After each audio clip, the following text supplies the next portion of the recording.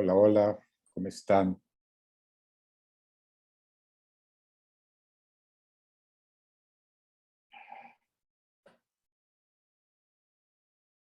Un segundo.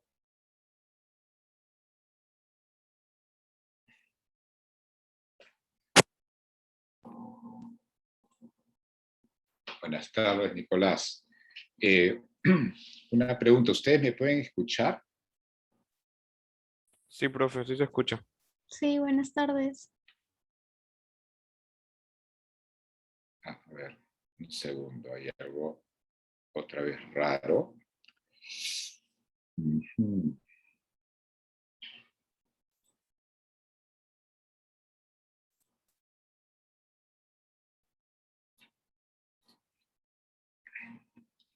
¿Aló?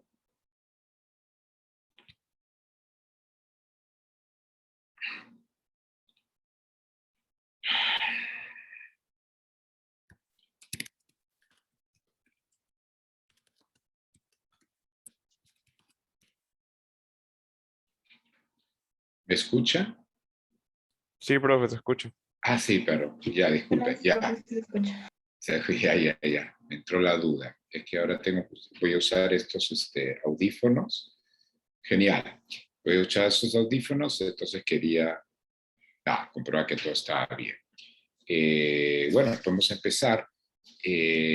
La clase anterior habíamos empezado a hablar sobre Konstantin Stanislavski, ¿no es cierto? Este teórico sobre la actuación, el que implantó el método que lleva su nombre y a veces en el gremio, digamos, actoral, basta con decir el método para saber a quién nos referimos, ¿no? El método Stanislavski tuvo seguidores, uno de ellos muy importante fue Strasberg, que fundó pues el,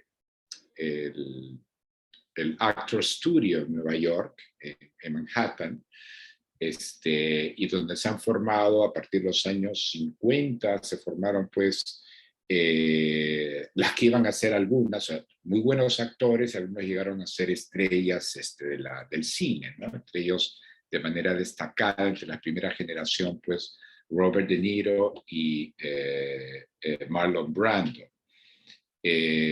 Habría otra generación de buenos actores que vendrían después, ¿no? Glenn Close, Meryl Streep, hablo de actores norteamericanos, que siguieron pues el método utilizado por Strasberg. Había hablado en la clase anterior sobre el contexto un poco histórico-social del siglo XIX que alimentó, digamos, la curiosidad y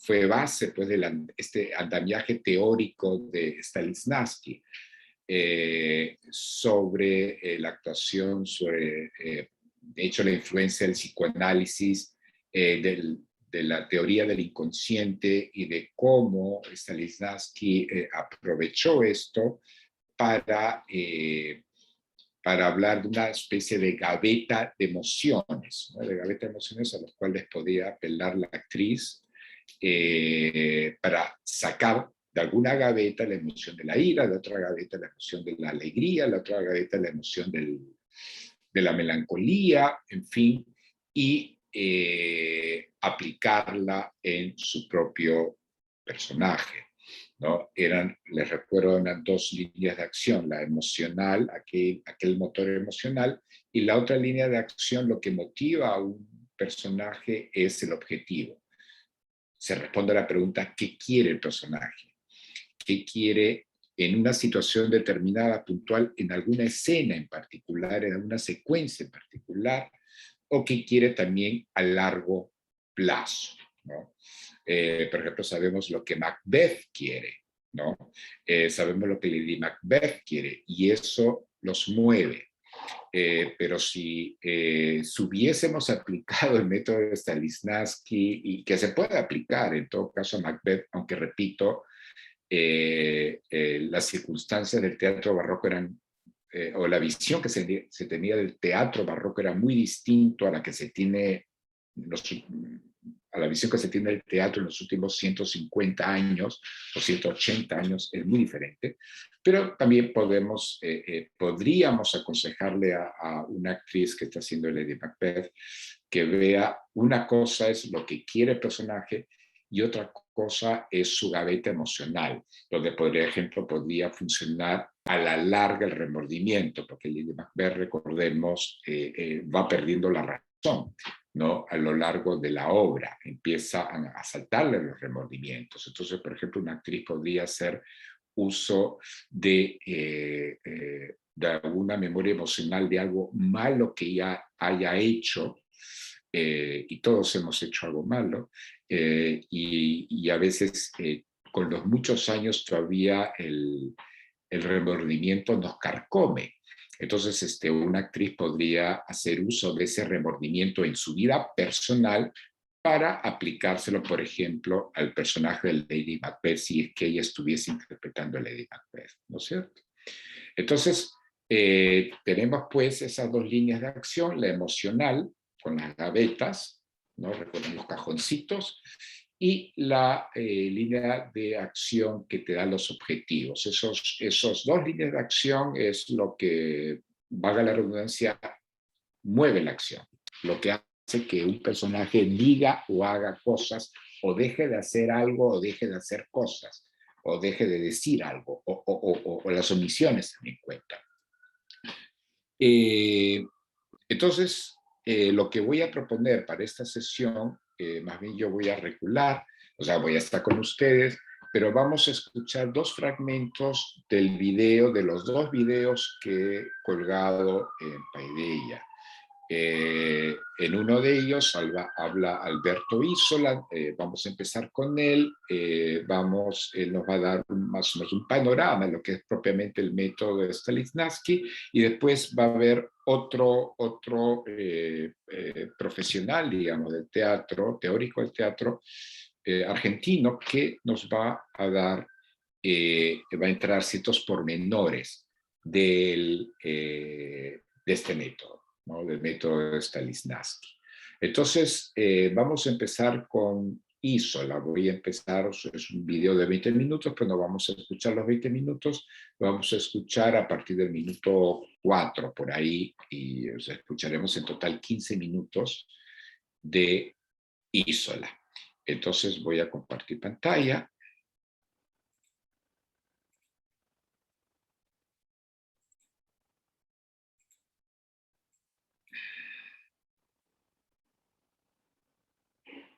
Un momento. Ya.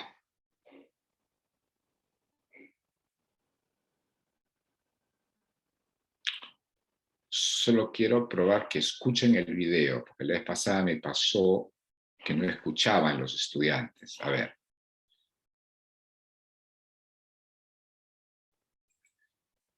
¿Escuchan? No, No. no se escucha. Ya, entonces voy a hacer esto. Compartir sonidos del equipo. No se da de manera automática. Ahora veamos. Había empezado como cuentista. ¿Ahora? Sí. Ya. O sea, el profesor puede hacer magia. Ok. Entonces voy a agrandar la pantalla. Anton Chekhov, recuerda, justamente está mencionando el profesor Isola a Anton Chekhov, es el dramaturgo del siglo XIX, que fue foco de atención de Stanislavski, ¿no? Lo va a explicar Isola elocuentemente, sobre todo la primera escena de tal vez lo que es la obra más famosa de Chekhov, que es La Gaviota. En cierto modo podemos decir de manera un poco ligera que Chekhov fue para Stanislavski lo que Sófocles fue para Aristóteles, ¿no? Hace 2500 años, pero esto es una comparación, repito, bastante ligera. Vamos a ver.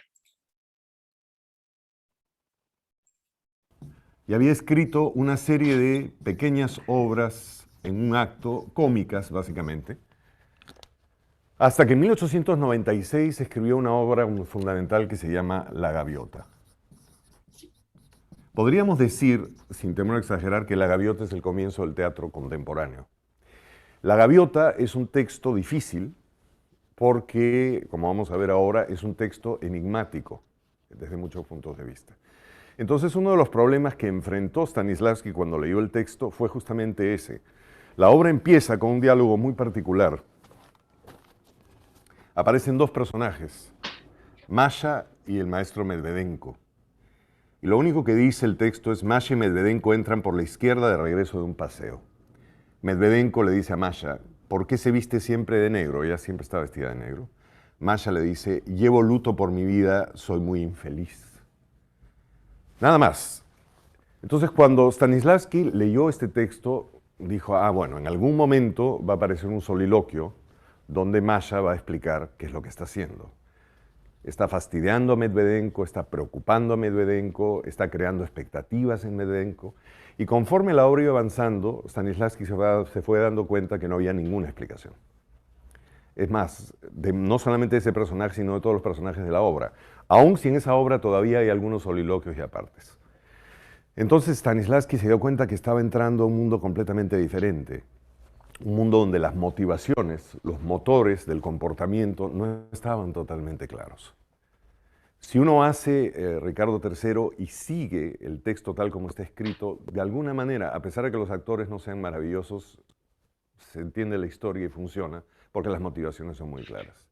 A partir de La Gaviota, el problema empieza a ser qué es lo que hay detrás de la... Ricardo III, por si acaso, es he comentado, esta obra es de Shakespeare, ¿no? Entonces,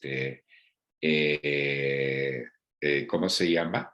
En el teatro barroco todo en cierta manera está explicado. En el teatro contemporáneo no, hay fuertes omisiones, ¿no? Nada, voy a seguir con Isola. Palabras. Y esto es muy importante porque yo siento que el que inició esta preocupación en Stanislavski por el tema de la acción fue Chekhov. Probablemente si Chekhov no hubiera escrito La Gaviota, Stanislavski, no sé, probablemente hubiera llegado al mismo tipo de interpretación, pero no tan rápido, ¿no? Este nuevo material presentaba una dificultad muy grande, que es que el comportamiento de los personajes no era evidente. Entonces, si el comportamiento de los personajes no es evidente, el trabajo del actor ahora consiste en decidir cuál es la acción, ¿no? Digamos, la acción de Ricardo III es muy clara, la acción de Masha no. Entonces la manera como Masha interpreta, la actriz que interpreta a Masha interpreta esa acción y le da un sentido a esa acción, hace que la acción funcione de una o de otra manera. Entonces el concepto de acción se va a volver fundamental en el trabajo de Stanislavski. Una de las primeras cosas que uno tiene que hacer como actor para Stanislavski es decidir qué es lo que hay detrás de las palabras. Creo que es importante recalcar que esto sucede en un momento en la historia donde, digamos, la civilización europea, estamos llegando a fines del siglo XIX, comienzos del siglo XX, pierde la fe en la retórica. Quizás lo que diferencia más a los personajes de Shakespeare o del teatro clásico a los personajes de Chekhov es que para los personajes del teatro clásico la retórica y la palabra es algo contundente, ¿no? La idea del doble discurso, por ejemplo, no está tan presente y cuando lo está es evidenciado por los personajes. Conforme la civilización europea entra a la modernidad y va acercándose a su primera gran crisis, que es la Primera Guerra Mundial, empieza a haber una especie de desconfianza con el lenguaje. El lenguaje ya no significa precisamente lo que nosotros pensamos que significa. Y la primera persona que plantea eso en su dramaturgia es Anton Chekhov. Entonces en La Gaviota asistimos a este primer momento donde a mí me gusta usar la imagen de agujeros negros, ¿no? De repente una historia aparentemente convencional se llena de agujeros negros que los actores tienen que desarrollar. Esto, por supuesto, va a seguir a lo largo del siglo, llegando a un extremo importante como, por ejemplo, más tarde, el dramaturgo inglés y ganador del premio Nobel hace como 2 años, que es Harold Pinter. Harold Pinter escribe desde los años 50 aproximadamente hasta comienzos del siglo XXI, escribe textos donde no solamente no se sabe cuál es claramente la acción del personaje, sino no se sabe ni siquiera los detalles de lo que sucedió o no. Entonces nos enfrentamos a obras como La fiesta de cumpleaños, que se hizo hace poco en el Teatro La Plaza, donde el comportamiento de los personajes no tiene ninguna motivación clara.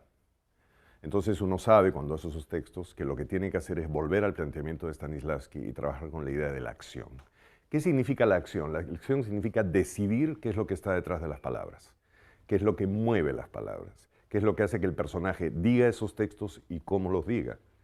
Y eso es un aporte fundamental. Si uno no tiene acción, uno no puede hacer un personaje, mucho más en una dramaturgia como la contemporánea, donde ese es uno de los motores fundamentales. Entonces podríamos decir, entre tantas otras cosas, que el más grande aporte de Stanislavski al trabajo del actor es esta decisión sobre la acción, ¿no? Porque la pregunta que se hacía Stanislavski cuando se enfrentó a la gaviota es ¿qué actúa el actor? ¿Actúa las palabras o actúa lo que está detrás de las palabras? Ambas cosas, pero evidentemente si recordamos el texto de Shakespeare, ahí las palabras nos van guiando. En el caso de Chekhov, no. En el caso de Chekhov uno tiene que decidir. Y es así que Stanislavski desarrolla la idea de la partitura. La pregunta que se hacía Stanislavski es ¿qué cosa actúa un actor? Y obviamente si actúa, la acción es lo que está detrás de las palabras. Entonces Stanislavski plantea la idea de la partitura. ¿Qué es la partitura? La partitura es la división que un actor hace, junto al director, de una escena planteando claramente por unidades cuáles son sus acciones, qué está detrás de las palabras. Entonces lo que el actor actúa es la partitura, no las palabras, ¿no? Lo que está detrás. Y esto es muy, muy importante porque implica la posibilidad de poder repetir. Una de las grandes preocupaciones que tenía Stanislavski, y creo que una de las grandes preocupaciones que tenemos todos los actores, es el tema de la repetición, ¿no? Porque se habla siempre del trabajo teatral como un trabajo creativo, fascinante, de construcción, pero no se toca a veces el aspecto más difícil de este trabajo, que es el tema de la repetición. Uno tiene que hacer 5 veces la misma obra a la semana, uno tiene que repetir la misma toma. Entonces, ¿qué hace? Para que eso se pueda hacer, lo que uno tiene que tener una partitura, es una partitura. La partitura no solamente es un elenco de las acciones, sino también de los objetivos.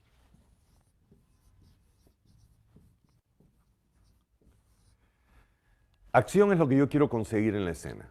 Masha, por ejemplo, quiere ahuyentar a Medvedenko. Objetivo es para qué lo hace, cuál es su motivación final, cuál es su urgencia, ¿no? Si quiere votarlo para que no la vea más, la escena se va a hacer de alguna manera. Si quiere que se vaya por un momentito, la escena se va a hacer de otra manera. Entonces, en la partitura, lo que vamos anotando como actores es la acción y el objetivo de cada fragmento. De modo que lo que tenemos claro y memorizamos primero, Stanislavski tenía un ejercicio, hacía que los actores hablaran en una lengua inventada durante un buen tiempo, hasta que las acciones estuvieran totalmente claras. Y solamente cuando las acciones estaban totalmente claras les permitía usar el texto. ¿Por qué? Porque así se aseguraba que no estábamos confiando, los actores no se estaban confiando solamente en las palabras, sino en lo que está detrás de la palabra. Entonces, todo el trabajo previo a los ensayos está en la identificación de este asunto tan importante. Porque claro, no podemos hablar de interpretación del texto en el teatro clásico porque las sociedades para las cuales el teatro clásico se creó tenían puntos de vista muy claros. Por ejemplo, Shakespeare puede criticar a un rey, pero va a defender siempre la idea de la monarquía. Cuando empieza a aparecer el teatro contemporáneo, la idea de la interpretación del texto cambia. Cada montaje de cada obra plantea una interpretación diferente. Entonces, es según esa interpretación que nosotros vamos creando la partitura. Es decir, nosotros decidimos cuál es el motor del comportamiento de los personajes en base a la línea o interpretación que le queremos dar a la obra. Y eso es fundamental, ¿no? Ahora, cuando nos acercamos a un clásico, justamente lo que buscamos es eso. Y muchas veces buscamos encontrar una partitura que no necesariamente vaya de acuerdo con lo que el texto clásico está planteando. Entonces, esto ayuda a un actor a tener herramientas para poder trabajar. ¿Qué cosas se hacen en los ensayos? En los ensayos se trabaja la partitura, se va como elaborando la partitura. La partitura también plantea el hecho que empieza básicamente con Chekhov, pero que ya venía de una vanguardia anterior, que es el simbolismo. El simbolismo es una vanguardia que aparece en Europa a fines, más o menos al mismo tiempo que Chekhov, que plantea la idea de la doble realidad. Nosotros vivimos una vida externa, pero detrás hay una serie de cosas que no comprendemos, que no manejamos, que tienen que ver con el alma, que tienen que ver con los ciclos de la vida. Y el simbolismo plantea las pausas. La primera vez que aparecen pausas en el teatro contemporáneo es en los textos simbolistas. Antes no había pausas. Es más, en el teatro clásico el verso marcaba un ritmo que no se podía quebrar. Las pausas empiezan a indicar que hay momentos donde el lenguaje ya no sirve. La pausa nace de la crisis del lenguaje, ¿no? Los personajes clásicos, Hamlet, a pesar de ser un personaje que duda, es muy locuaz, ¿no? Lo que hace un actor moderno cuando hace Hamlet es ponerle pausa, pero originalmente Hamlet no tiene pausas, discurre. Cuando empieza a aparecer la pausa, empieza a ver el silencio como expresión de la verdad. La verdad está en el silencio, porque las palabras ya no sirven. Entonces el gran aporte de Chekhov es que Chekhov toma las pausas del simbolismo y las lleva al teatro realista. Si uno lee La Gaviota, es la historia de un grupo de artistas rusos que están pasando un verano juntos. Hasta ahí va todo bien. Pero en medio de esa historia empiezan a aparecer estos, como yo llamo, agujeros negros, estos silencios y estas pausas, donde lo que pasa es que los personajes están en verdadera conjunción con lo que les está pasando internamente y no lo pueden expresar.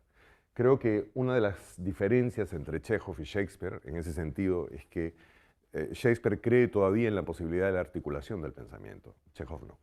Chekhov plantea la idea de que no podemos expresarnos a través de un lenguaje que cada vez está como más en decadencia. Entonces, Stanislavski toma... A ver, chicos, déjenme solo redondear esto. Dos acotaciones. En lo que llama hizo la partitura, que también lo va a repetir, lo vamos a ver en el otro video, la partitura es el planteamiento de los objetivos que el actor define para su personaje, y esos objetivos se dan en los distintos fragmentos de la obra. O sea, un mismo personaje puede plantearse diferentes objetivos según las circunstancias. Hay un objetivo final, ¿no? Y hay otro objetivo de circunstancias o de secuencias, ¿no? Y a eso es lo que Isola se refiere, que es lo que se tiene que tener claro, ¿no? Por eso Stanislavski hacía este experimento un poco radical de hacer que los actores hablen un lenguaje inventado, que ellos no entienden lo que están hablando, ¿no? Es decir, hay un libreto inventado, pero ese no entender lo que están hablando hace que el actor empiece a concentrarse más en su interior, ¿no? En aquello que lo motiva. En esas dos líneas de acciones, que repito, son las de las emociones y la de los objetivos, ¿no? Entonces, el teatro contemporáneo efectivamente es un teatro que en cierta manera representa las interioridades de varios personajes. Esto lo vamos a ver más claramente cuando veamos Esperando a Godot, ¿no? La siguiente semana vamos a empezar con Esperando a Godot, y ahí nos vamos a dar cuenta que el libreto no nos va a ayudar, porque es el teatro del absurdo, ¿no? Literalmente el teatro de Godot es el teatro del absurdo, el teatro de Samuel Beckett, perdón, y la obra se llama Esperando a Godot, ¿no? Entonces, el texto ya no va a importar mucho. No quería adentrarme en los problemas del lenguaje que se dan desde el fin del siglo XIX y la primera década del XX y que sigue hasta el día de hoy. Pero hubo una sospecha ya en las últimas décadas del siglo XIX que la comprensión del mundo, la comprensión que nosotros los seres humanos tenemos del mundo, tiene que adecuarse a una cierta gramática, que el lenguaje tiene que reacomodarse a esa idea del mundo, pero hay una especie de escepticismo, de nihilismo, de una eterna duda de lo que es el mundo, como que nuestro lenguaje es insuficiente y que tiene que haber ciertas capas, digamos, del inconsciente, ciertas capas emocionales que nos van a ayudar a la larga a entender el mundo, o sea, el lenguaje racional, ¿no? Por ejemplo, el del siglo XVIII es la edad de la razón, ¿no? Entonces había una gran confianza en que la mente humana lo podía comprender todo, ¿no? Tenemos el filósofo, pues, Immanuel Kant, que esgrime digamos, su filosofía de la razón pura, la razón práctica, y con esa gran herramienta, la razón, ¿no? Podemos aprender el mundo, podemos aprender todo. La subjetividad humana, pues, era prácticamente Dios. Hasta que a lo largo del siglo XIX, o sea, Immanuel Kant escribe al inicio del siglo XIX, pero ya para mediados y finales del siglo XIX, ya vamos a ser más escépticos. La razón no va a ser insuficiente. Y razón y lenguaje están firmemente, pues, imbricados, ¿no? Nosotros pensamos porque tenemos lenguaje, así de simple, ¿no? Pero ¿qué pasa si ya ponemos duda al lenguaje y ponemos duda a la razón? ¿Cómo es que sabemos verdades? Entonces, esas verdades están debajo del lenguaje, ¿no? Ahí, por ejemplo, también entra el psicoanálisis. El psicoanálisis tiene que ver con actos fallidos, ¿no? Actos fallidos en la lengua, actos fallidos en el mundo gestual. Entonces, todo lo que es no lingüístico también puede decir verdades, ¿no? Todo lo que no es la lengua, todo lo que no es lenguaje articulado, ¿no? Entonces a eso se está refiriendo. El simbolismo es una rama, pues, de la poesía, sobre todo, que también pone en duda todo símbolo, ¿no? Y no sabemos qué hay detrás de ese símbolo. Entonces piensen como en una especie de corrientes subterráneas que nos ayudaría, digamos, a una comprensión cabal del mundo, o algo cercano a una comprensión cabal del mundo. No basta el lenguaje, no basta la razón. A eso se está refiriendo Isola. Este inicio digamos, este inicio de la gaviota como el inicio también de su experimentación y búsqueda hacia el arte del actor. El trabajo del actor, a partir de Stanislavski, se basa en la toma de decisiones. La toma de decisiones es fundamental. Digamos que cuando uno hace un texto clásico, el texto ya ha tomado algunas decisiones por uno. A partir de Chekhov, todo el teatro contemporáneo va a plantear la necesidad de la decisión, y en la decisión está la interpretación. Entonces podríamos decir que el pilar del trabajo de Stanislavski está en la idea de la acción, como motor del comportamiento del personaje, y en la idea de la partitura.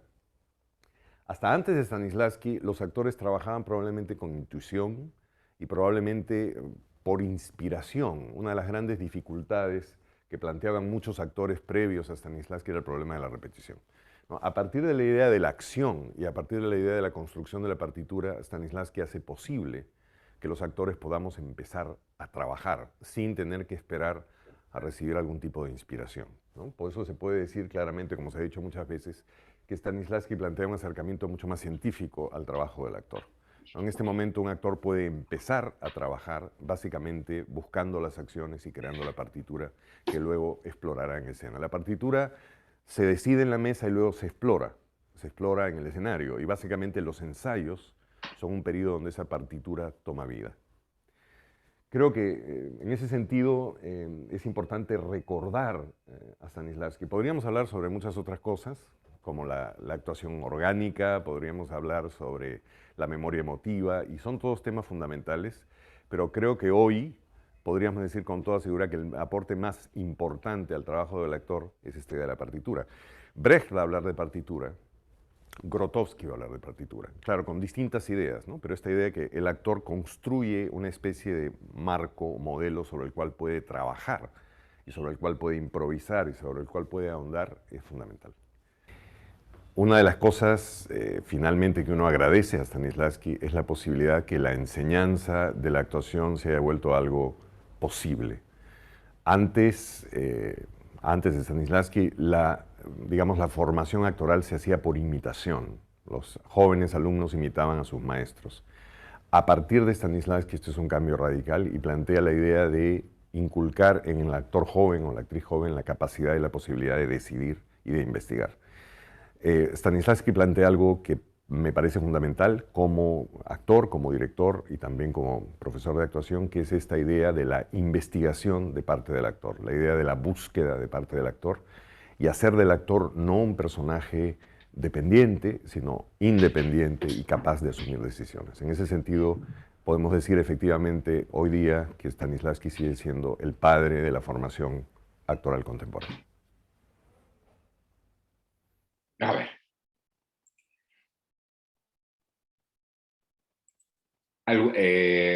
¿Alguna?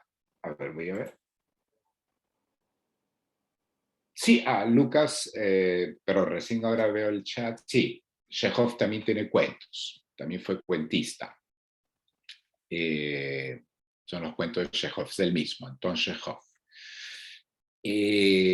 Ahora sí, ¿alguna pregunta hasta ahora? Lo que vamos a hacer ahora es ver...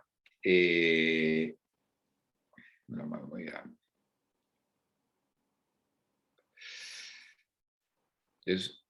Este señor... Irresistible. Something very, very hot. Then feast your eyes on the best musical. Bueno, bienvenidos.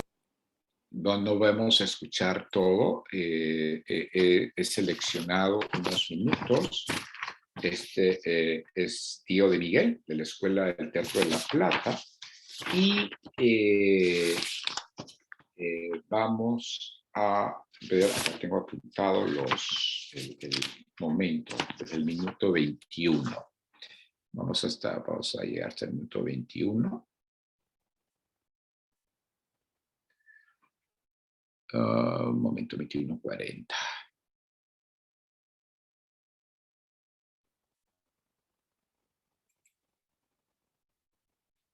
Al mismo tiempo. En sus dos etapas, Stanislavski solía iniciar los ensayos con un análisis de la obra.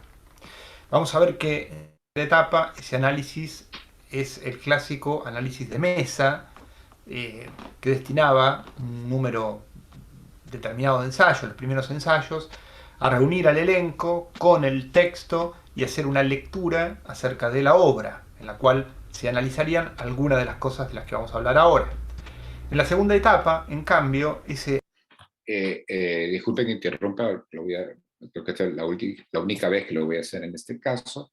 Esta lectura de textos, que es muy común tanto en el mundo del teatro como en el mundo del cine, donde un actor se familiariza por primera vez con su personaje y donde todo el elenco de actores empiezan a leer diferentes escenas, es justamente para familiarizarse con el texto, pero muchas veces también para proponer ideas, ¿no? Buena parte del ejercicio teatral, y hay que decirlo también cinematográfico, tiene que ver con el aporte de ideas de los propios actores. Ahí puede haber una actriz, digamos, que está leyendo sus líneas y puede sugerir al director y a veces al propio escritor: acá hay algo que no funciona, no sé qué quiere hacer ella, qué quiere conseguir diciendo esto, o qué siente al decir esto, ¿no? ¿Cuál es la gaveta emocional que corresponde a esto? Entonces, muchas veces con la lectura de textos de parte de actrices y actores, es que se puede incluso modificar un poco el libreto, ¿no? Incluso se puede reacomodar toda una escena o sacar una escena, ¿no? O repensar un personaje. Es justamente con el entrenamiento que tienen los buenos actores, cuando saben, digamos, empiezan a formar su partitura y se encuentran con un texto que no le puede dar, o sea, que no le puede dar sentido a o no puede fijar, digamos, los objetivos de tal personaje, es que un actor dice: acá algo no funciona, ¿no? Esa es la importancia de la lectura de los textos, entonces. Es una creación, digamos, colectiva, que se da mucho. análisis del texto se va a hacer de otra manera, no va a ser a través de una lectura en la mesa con el elenco reunido, sino a partir de un conjunto de improvisaciones que los actores van a hacer sobre la situación. Este es uno de los cambios formales que tiene Stanislavski entre la primera etapa y la segunda, es un cambio metodológico, digamos, pero no modifica en sí el trazo grueso de la concepción, que es lo primero que hace el actor realista es analizar el texto, analizar la situación, analizar qué le pasa al personaje, cuáles son su objetivo y superobjetivo, sus circunstancias dadas, en fin, ahora vamos a hablar de algunos de esos conceptos. Y hay aquí una tendencia, hay que señalarlo, en Stanislavski, que es de orden textocentrista, que es siempre hay a lo largo de sus textos, de sus preocupaciones, una idea por ver cuál es la idea del autor, qué es lo que el autor quiso plasmar en la obra. Stanislavski le concede todavía al autor dramático una potestad de primacía con respecto al hecho escénico, al menos en lo que tiene que ver con el sentido de la obra. Vamos a ver que ya los discípulos de Stanislavski, y Meyerhold es el ejemplo más nítido, van a romper con esta concepción y van a reorganizar las relaciones de jerarquías entre el director, el autor y el actor. Vamos a hablar ahora de algunos conceptos, ejercicios para el actor, con los que trabaja Stanislavski y que también involucran sus dos etapas. El primero que vamos a mencionar son las circunstancias dadas. Para Stanislavski, las circunstancias dadas son el conjunto de las circunstancias del personaje en la obra. Esto quiere decir no solamente cuál es la situación del personaje, cuál es su conflicto, cuál es su deseo, sino también cuál es la historia, cuál es su pasado, ¿no? Cuál es su biografía. Y también, en un sentido más amplio, qué está pasando en el espacio ficcional en el que está el personaje. ¿Cuál es? Cuando aquí Diego Salas habla de la biografía del personaje, no piensen que esa biografía está explicada, desarrollada en el texto. El escritor tal vez no pensó en una biografía, pero el actor, ¿no? O la actriz puede imaginarse una biografía, una especie de infancia, adolescencia, una especie de recorrido emocional que hace que mi personaje actúe de esta manera. Eso ya corre por cuenta de la actriz o el actor, ¿no? Entonces recordemos que el método de Stanislavski no está dirigido a los directores de teatro, no está dirigido menos aún a los dramaturgos, está dirigido a la actriz que va a cometer un papel, ¿no?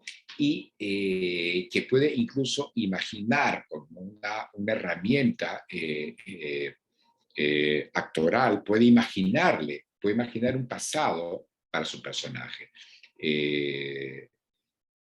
Esto ayuda a que su actuación se sienta, digamos, más natural, ¿no?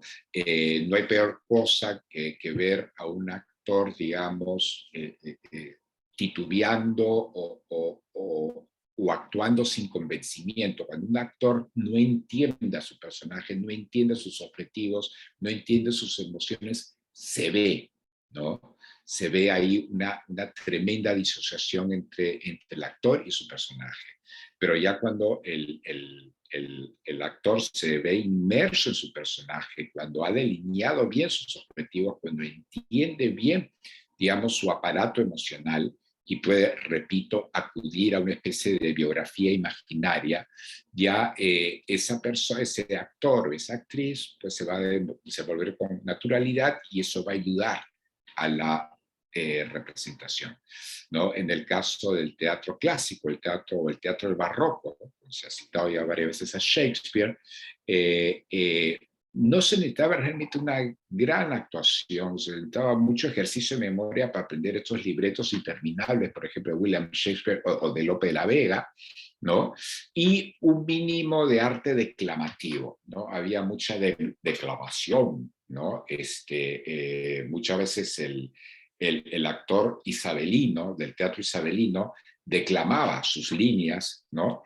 Líneas maravillosas, por cierto. Estoy acá empleando tal vez un registro un poco burlesco, pero era muy declamativo. En el teatro contemporáneo eso va a cambiar tremendamente. Hay los silencios materiales, silencios reales de los cuales hablaba Isola, ¿no? Que pueden expresar tanto más que estas palabras floridas, ¿no? Por ejemplo, del teatro barroco. Vamos a seguir escuchando acá a Salas. Digo, hace calor, hace frío. ¿De dónde viene inmediatamente? Viene de su casa, viene de la calle. Pero no solamente todo esto vinculado al personaje, también son circunstancias dadas, las circunstancias propiamente escénicas.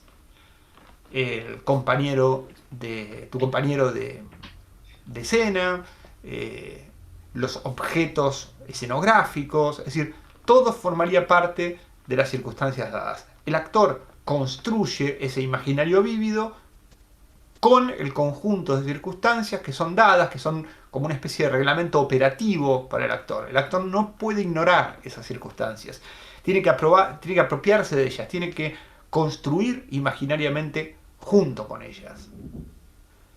En segundo lugar, vamos a hablar del simágico. El simágico es un ejercicio productor de un imaginario en el cual el actor se pregunta: ¿qué haría yo si estuviera en las circunstancias y en las condiciones del personaje? ¿Qué haría yo si fuera un príncipe dinamarqués al que se le muere recientemente el padre y una noche en la explanada del castillo se me aparece el fantasma, y así sucesivamente, ¿no? ¿Qué haría yo si...? Por eso es el simágico, es mágico porque destraba, digamos, al actor, y lo destraba en la medida en que el actor se esfuerza a producir un imaginario nuevamente sensible sobre esa situación. En tercer lugar, hay que distinguir entre objetivo y superobjetivo. Serían como objetivos, en España pero se usa más el término tarea, aquí creo que es más habitual el término objetivo, pero objetivo y superobjetivo, o tarea y supertarea, son en realidad la misma cosa. El objetivo sería cada uno de los objetivos parciales, concretos, que el personaje va teniendo en cada escena, e incluso, diría yo, en cada parte de una escena. El superobjetivo o supertarea, en cambio, es el deseo último del personaje, es decir, lo que el personaje debe lograr a lo largo de toda la obra. En el caso de Hamlet, por ejemplo, sería el superobjetivo sería vengar a su padre muerto, mientras que los objetivos serían todos y cada una de las tareas que se va dando Hamlet para lograr llegar a ese superobjetivo final. Yo recuerdo siempre una escena que es muy nítida en este sentido, que es la escena de Creonte y Antígona de Anuil, en la cual Creonte debe lograr que Antígona desista de enterrar a su hermano.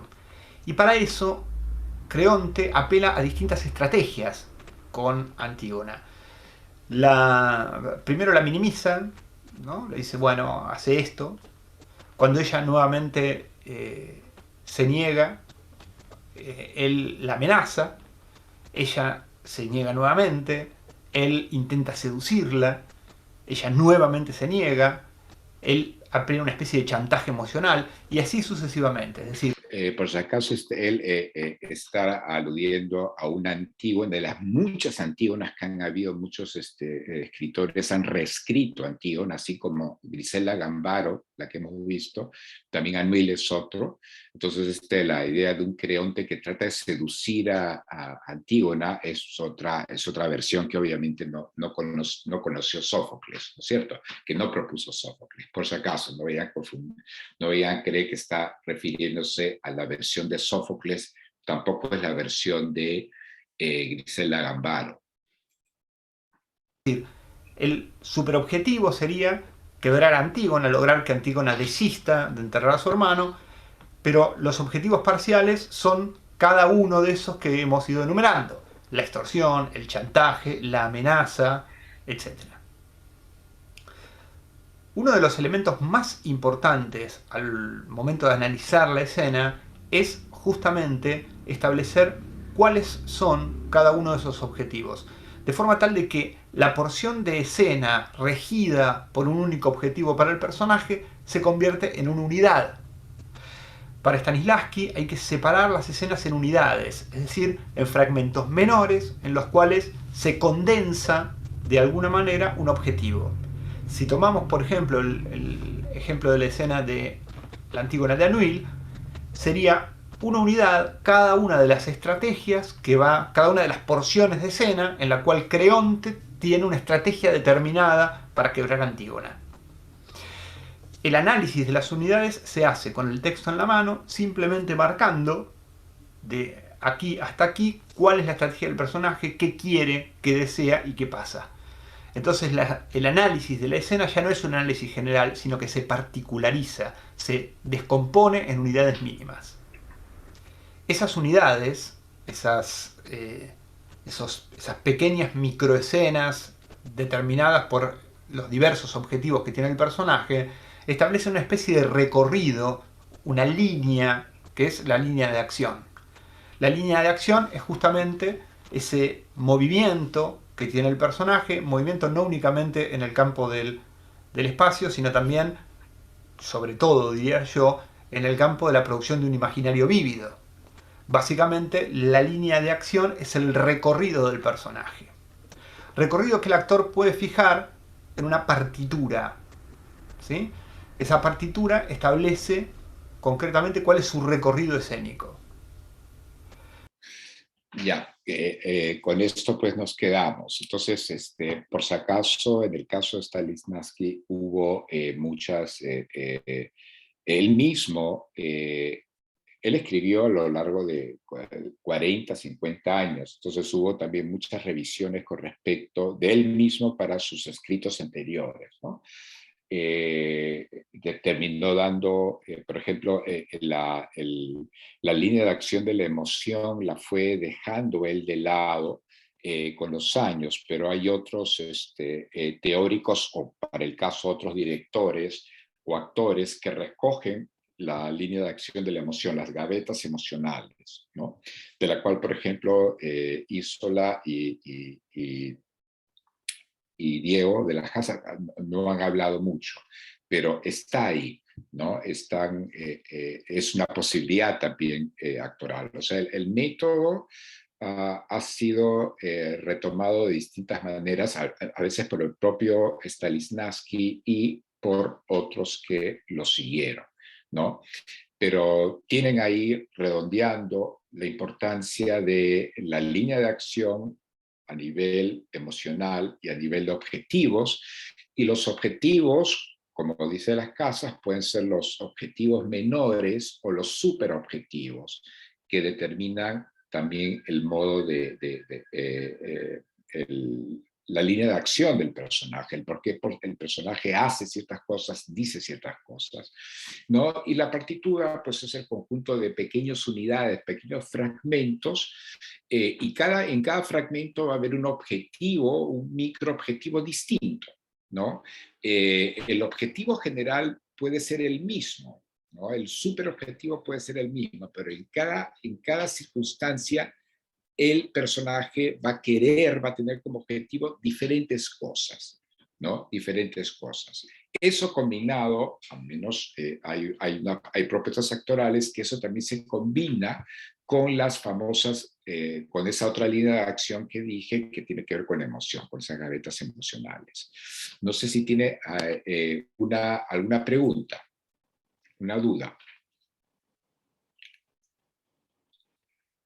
A ver, un segundo, se lo voy a dar aquí, levanto la mano. Gismar, dime. Sí.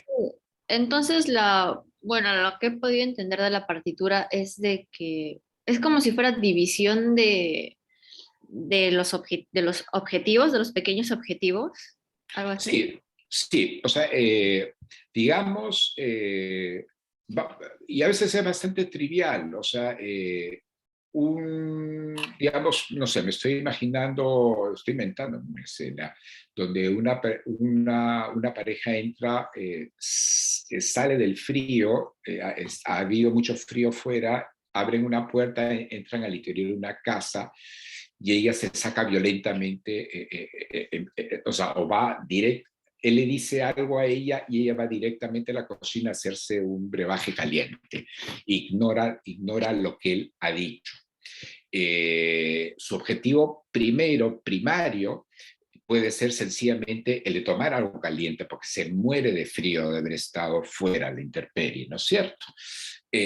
Pero también otro súper objetivo, el de ella, puede ser el de sencillamente ir dejando a su pareja, ¿no? Ir tomando una distancia a su pareja. Y este pequeño objetivo de ir a tomar el brebaje caliente e ignorar lo que le dijo su pareja puede ir acompañando ese objetivo. Pero sí, conforme pasen a otras escenas de la cocina, vayan a la sala, de la sala entre una llamada de teléfono, lo que fuera, el actor o la actriz se van planteando pues diferentes pequeños objetivos. Muchas veces el arte, digamos, de la actuación y del director, un buen director, es acoplar objetivos, los micros objetivos con un objetivo general. Pero también acá el objetivo general, en mi concepto, no siempre va a ser suficiente porque también va a entrar el aparato emocional que a veces desdibuja los objetivos, desdibuja el objetivo final. Puede ser que, por ejemplo, a un actor le toque interpretar a una persona psicótica, profundamente psicótica o enajenada, ¿no? El interpretar a una persona demente es difícil, es retador, se puede hacer y hay interpretaciones fabulosas, pero se hace eso porque se hace difícil porque uno se encuentra con un personaje que es al que es difícil establecer objetivos, pero sí le puedes digamos, inventar un pasado, ¿no? El actor puede inventar un pasado ficticio, puede estar esto solo en la cabeza del actor, y puede hacer, por ejemplo, que su personaje reaccione frente a esos estímulos con temor, que se retire por ejemplo, le tenga fobia, qué sé yo, a las botas, al ruido de los zapatos, ¿no?